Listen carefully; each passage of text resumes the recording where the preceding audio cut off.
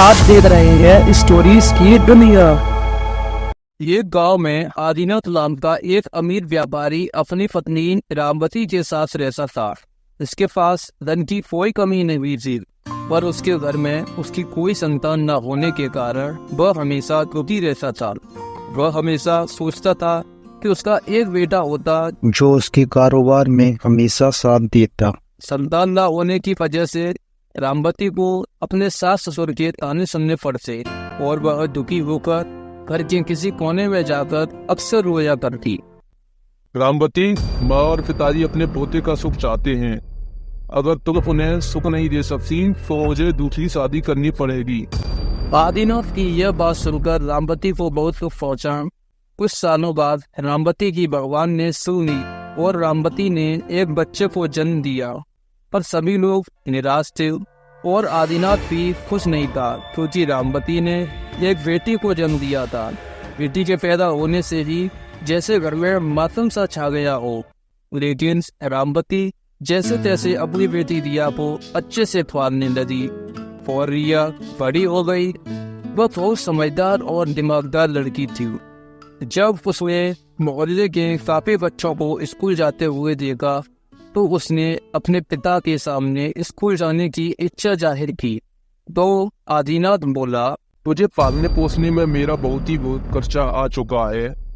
अब स्कूल के नाम पर मैं और पैसे बर्बाद नहीं करूंगा। जा और जाकर अपनी माँ के साथ चूल्हा चौका कर। बड़ी आई स्कूल जाने वाली। धीरे धीरे रिया 5 वर्ष की हुई और रामवती एक बार फिर माँ बनने वाली थी। और इस बार रामवती ने एक बेटे को जन्म दिया और आदिनाथ ने खुशी खुशी पूरे गांव में मिठाइयाँ बंटवाई थीं और उसने अपने बेटे का नाम सूरज रखा। यह देखती थी कि सूरज के साथ सब खूब खेलते और उसे प्यार भी करते। तो रिया एक दिन उसने अपनी माँ रामवती से, माँ, मेरे साथ पिताजी कभी क्यों नहीं खेलते? रामवती की आंखों में आंसू आ गए और उसने अपनी बेटी से कहा, बेटा, यहाँ बेटियों से ज्यादा बेटों को प्यार मिलता है, पर तू चिंता मत कर, मैं तुझको बहुत प्यार करती हूँ ना। रिया ने यह सुनकर अपनी माँ के आंसू पहुँचे और उसे गले से लगा लिया। कुछ समय बीत गया और माँ की जिद के चलते सूरज के साथ अब रिया भी स्कूल जाने लगी। रिया पढ़ने में बहुत होशियार थी और हमेशा अच्छे नंबर लाती थी, पर उसके भाई सूरज का मन पढ़ाई लिखाई में नहीं लगता था। वह हमेशा परीक्षा में फेल होता। एक दिन रिया ने अपने स्कूल में टॉप किया, वही दूसरी तरफ उसका भाई सूरज फेल हो गया। रिया बहुत खुशी थी और वह अपने पिता आदिनाथ से कहने लगी, पिताजी, मैंने अपनी स्कूल की परीक्षा में टॉप किया है। आदिनाथ ने मुंह फुलाते हुए कोई जवाब नहीं दिया। थोड़ी देर बाद सूरज आदिनाथ के बाद मायूस होकर आया और उसने आदिनाथ से कहा, पिताजी, मैं इस बार फेल हो गया। सूरज की यह बात सुनकर आदिनाथ ने खुश होकर कहा, अरे कोई बात नहीं बेटा, तुम इतनी सी बात पर मायूस हो गए। अगली बार थोड़ी और मेहनत कर लेना। अच्छा, जो तुमने साइकिल हमसे मांगी थी ना, वो आज हम तुम्हें दिलवाएंगे। चलोगे ना मेरे साथ? और यह कहकर आदिनाथ ने सूरज को अपने गले से लगाया और दूर खड़ी रिया यह सब देखती रही। रिया मायूस हो गई और रोने लगी। तभी इसकी रोने की आवाज सुनकर रामवती वहां आई और उसने अपनी बेटी से कहा, बेटा, तुम अपने पिताजी की बात से बुरा मत मानो।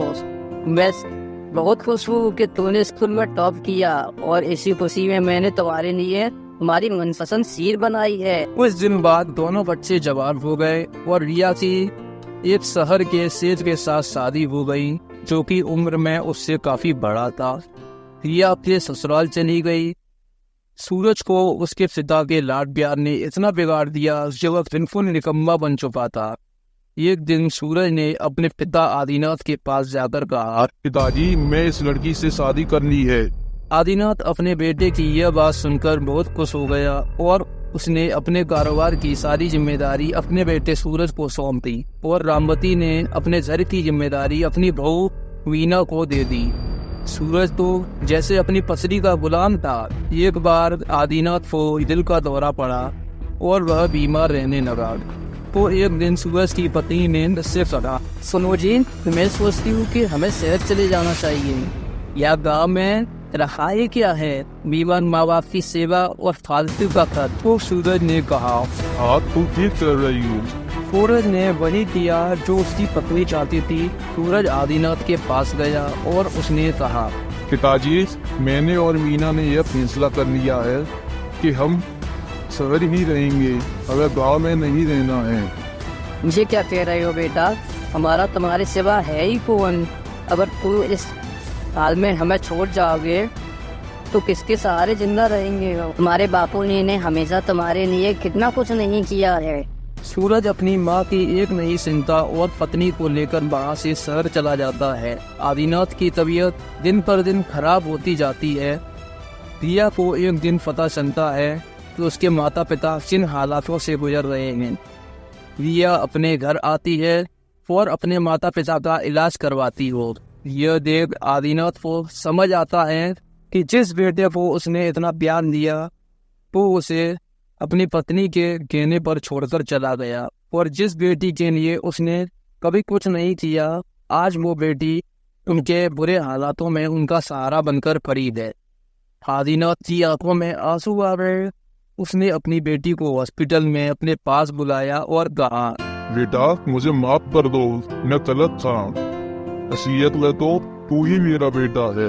और इतना कहकर उसने अपनी बेटी रिया को रोते हुए गले लगा लिया, और यह देखकर रामवती की आंखों में आंसू आ गए। तो दोस्तों, इस कहानी से हमें यह सीख मिलती है कि हमें बेटी और बेटा में कभी फर्क नहीं करना चाहिए और हमें उन्हें बराबरी का सम्मान भी देना चाहिए।